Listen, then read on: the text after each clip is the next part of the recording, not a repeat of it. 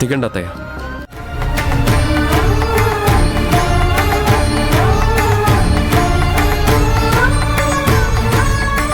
మీరు నడవడానికి నా చికిత్స ఎంత ముఖ్యమో మీ సంకల్పం కూడా అంతే ముఖ్యం. గట్టిగా అనుకోండి, త్వరలోనే లేచి నడుస్తారు. నీదెంత గొప్ప మనసమ్మా. నీ వైద్యంతో పాటు మమ్మల్నందర్నీ సొంత మనుషుల్లా చూస్తావు, ప్రేమను పంచుతావమ్మా. మా అందరికీ కొడుకులు కూతుళ్ళు లేని లోటు తీరుస్తావు. నువ్వు నీ కొడుకుని కూతుర్ని దూరం చేసుకుని మానసికంగా ఎంత నలిగిపోతున్నావో మేమర్థం చేసుకోగలం. మా అందరి బాధలు తీరుస్తున్నా నీ బాధని ఆ దేవుడు తీర్చకుండా ఉంటాడా? తప్పకుండా తీరుస్తాడు.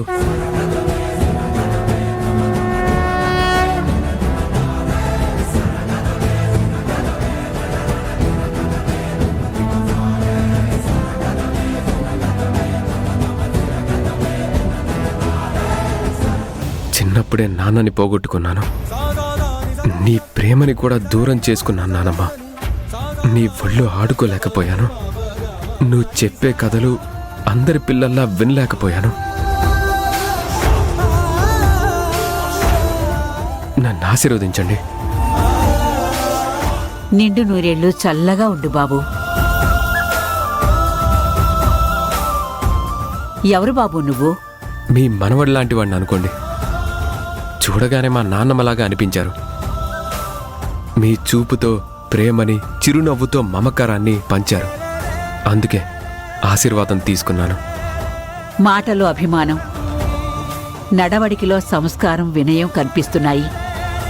నాకు కూడా మనవడుంటే నీలాగే ఉండేవాడేమో. నేనే మీ మనవడిని నానమ్మ, కానీ ఇప్పుడు చెప్పలేను. నన్నే మీ మనవడు అనుకోండి, నేను మిమ్మల్ని నానమ్మ అనుకుంటాను.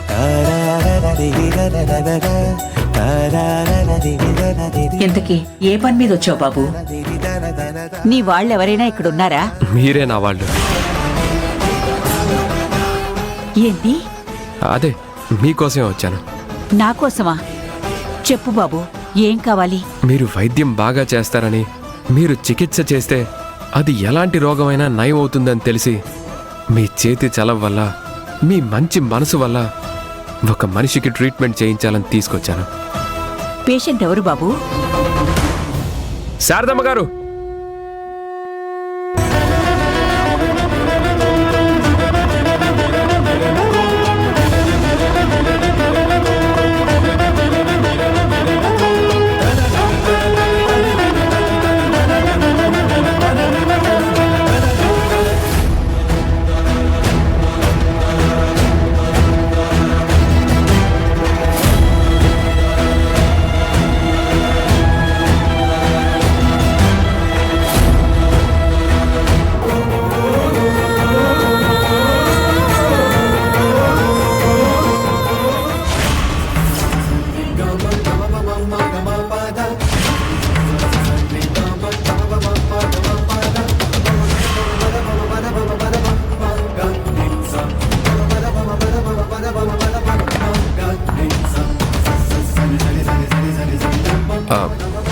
ఆవిడే మీ అమ్మగారు.